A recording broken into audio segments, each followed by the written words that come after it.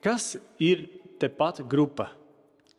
Tepat grupa ir vietēja kapitāla uzņēmums, kas jau ir tirgū no 2014. gada un kas cenšas mainīt vidi, cenšas celt skaistas mājas, katreiz radot individuālus projektus, savādākus, katrs ir atšķirās no iepriekšējā, kopā tādā veidā uzlabot Rīgu. Un kur mēs atrodamies šobrīd? Šobrīd mēs atrodamies jaunajā daudzdzīvokļu māju projektā Lieplejas, kas atrodas Čiekurkalnā, kur ir 2 ēkas uzceltas. Kad ir šī ēka nodota eksploatācijā? Ēku mēs nodevām eksploatācijā šogad, tātad gada sākumā. Šobrīd ir pieejami 4 dzīvokļi. Kopā katrā mājā ir 15 dzīvokļi, tātad kopā ir 30 pabām. 30 dzīvokļi pieejami. Tātad jā, šobrīd ir pieejami 4 dzīvokļi. Vai jums ir šeit pazemes stāvvietas? Šim konkrētajam projektam mēs pazemes stāvvietas neesam izbūvējuši, jo viss, kur tu ej uz leju, sadārdzina būvniecības procesu, vēlāk ej uz augšu un gal galā tas ir paceļ kvadrātmetra cenu un gribam radīt kaut ko tādu, kas ir pieejams maksimāli plašākai pircēju grupai. Tātad es skatos, mums ir 3 stāvi, vai šeit ir arī lifti šajā projektā? Ar liftu mēs aprīkojam ēkas sākot no 4 stāviem. Līdz 4 mēs ar liftu neaprīkojam. Edgar, pastāst lūdzu par mājas konstrukciju, jumtu, pārsegumiem un varbūt fasādes, tieši to konstruktīvo daļu. Tātad ēkas ir būvētas no 5 megapaskāļu gāzbetona blokiem. Starpstāvu pārsegums ir dzeltbetona monolīts.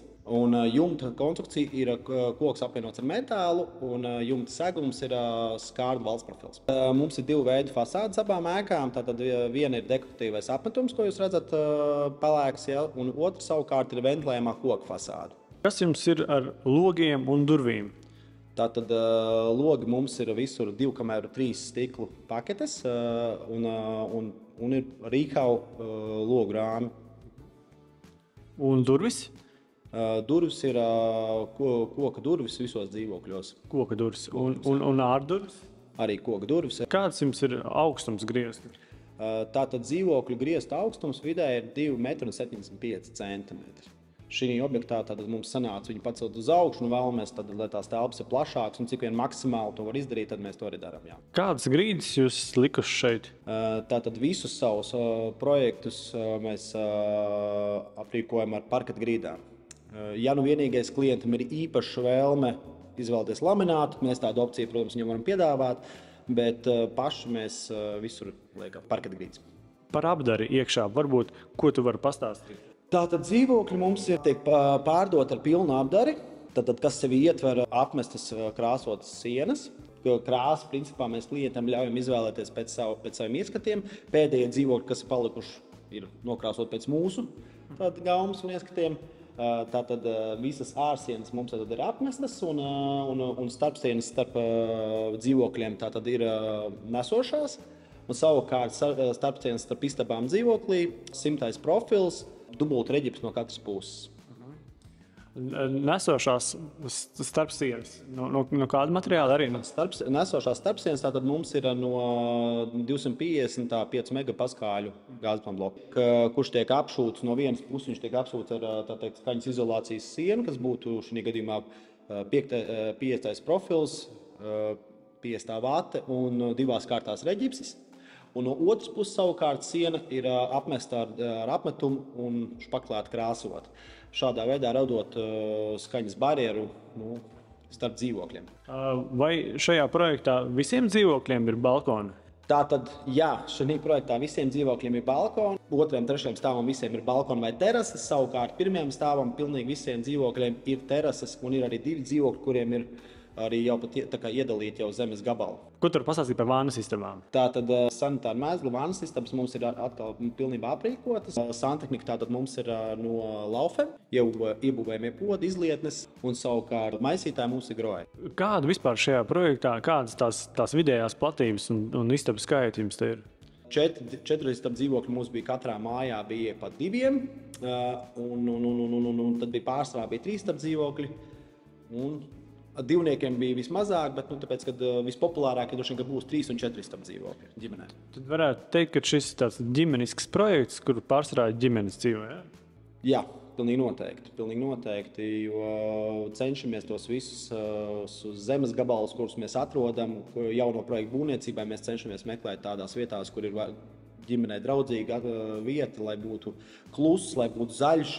Kā redzēsiet, arī šeit teritorija ļoti plaša, ļoti zaļa un atrodas principā arī blakus parkam.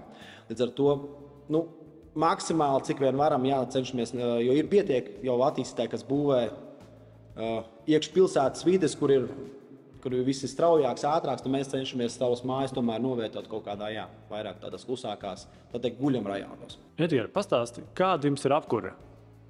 Tātad šī ir pirmā šāda veida māja, kas ir uzbūvēta, mājas, kas ir uzbūvētas Latvijā, un viņas apkurinās ar ģeotermālo zemes siltumsūkni.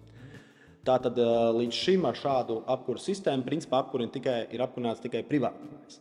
Bet tad uz šo projektu mēs izvēlējāmies šādu risinājumu, tad uzstādot industriālā tipa ģeotermālo zemes siltumsūkni, kas tad veicot 28 urbumus šeit teritorijā, un siltumsūknis tiks darbināts, plānots, ka viņam visu nepieciešamo enerģiju tiks saražot ar saules paneļiem, kas ir uzstādīti mājām uz jumtiem.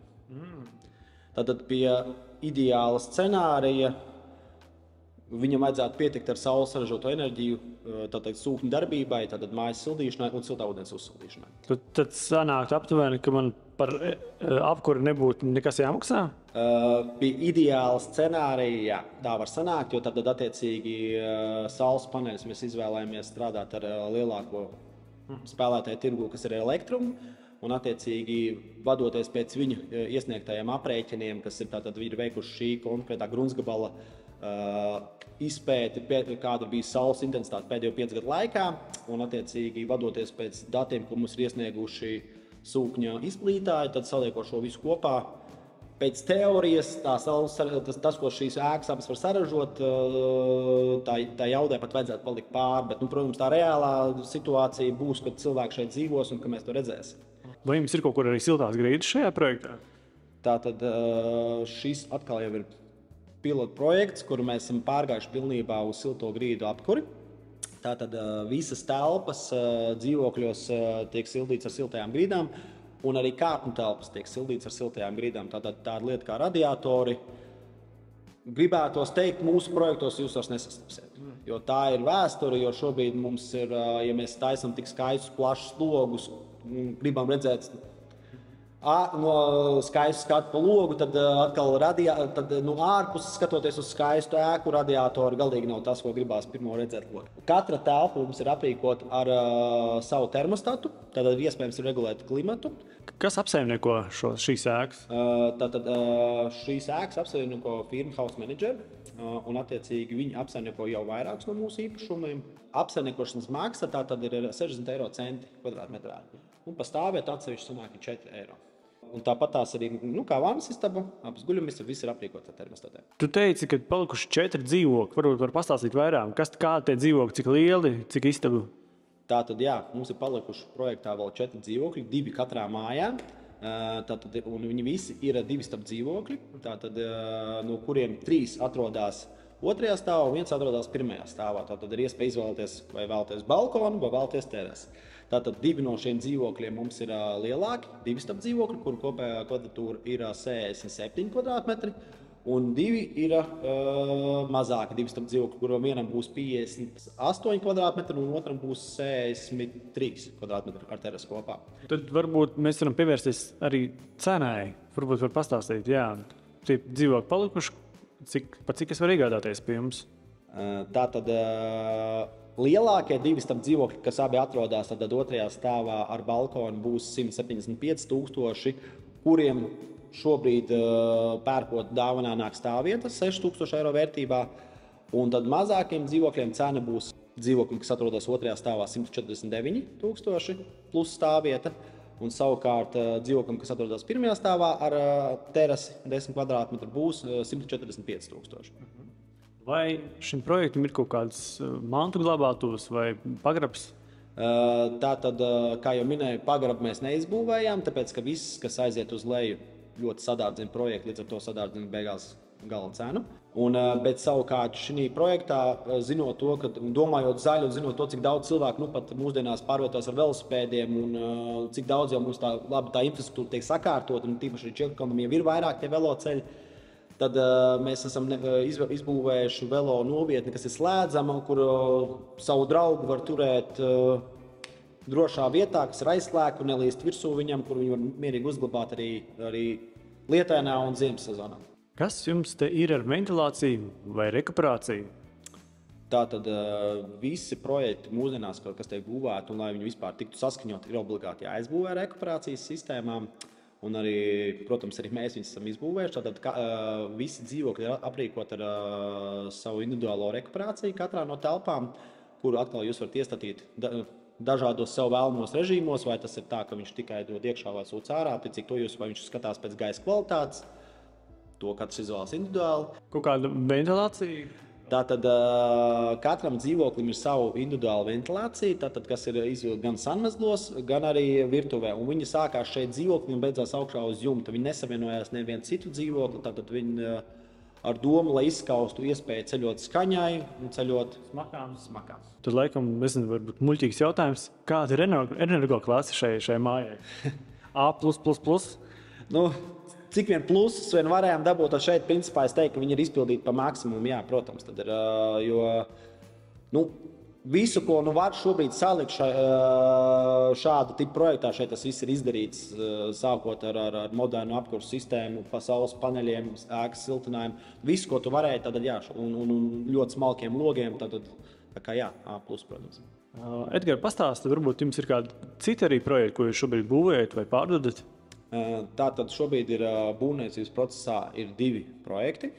Viens no tiem atrodas Āgenskalnā, Kolksvaga ielā, Domēnas rezidents, kas ir 3 stāvu ēka ar 19 dzīvokļiem.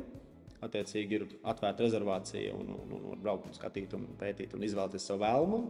Un otrs projekts, kas šobrīd ir būvniecības stadijā, ir Raunas rezidents, 3. kārta, kas atrodas uz Raunas ielas, Teikā.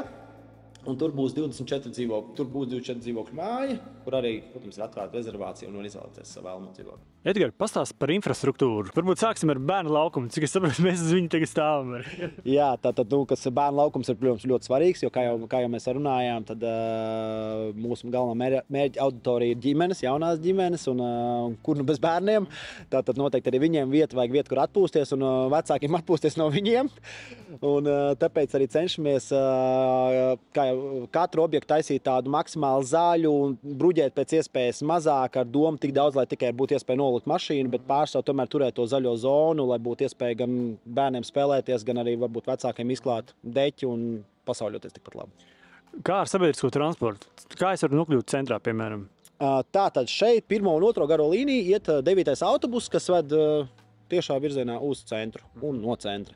Un pieturas sanāk kā reiz izejot no 5. šķērslīnijas gan vienā galā, gan otrā galā tieši jūs sadarboties principā pret pieturām. Blakus šeit ir arī tieši teritorija, kur ir Čilkalna biedrības nams, tātad bibliotēka, kur notiek ļoti daudz dažādi kultūras pasākumi uz visiem gan valsts svētkiem, gan svētkiem. Tepat netālu ir notiek arī katru, ja nemaldos, 2. sveidi notiekās arī tirdziņi pie ezerparka namiem.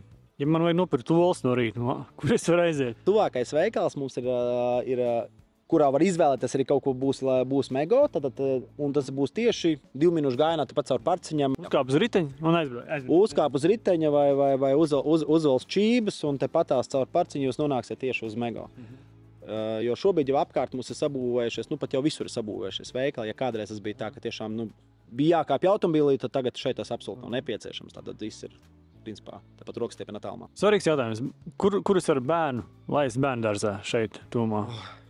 Tas ir svarīgs jautājums, jā, un nevienmēr tas tuvākais, diemžēl, ir pieejamais, bet principā šeit sanāk ir blakus tieši tepatās uz 1. garās līnijas ir gan skola, gan valsts bērndārs. Un kur ir tuvāk atpūt? Nezinu, varbūt parki, kur staigāt? Es pieļauju meža parks, jā? tuvāk, tad, ja mēs skatīsimies tādu lielo parku, kur ir iespēja arī varbūt tās aiziet uz kādu kafejnīcu vai atrakcijām, tad tas droši vien būs Meža parks, jā, tuvākais.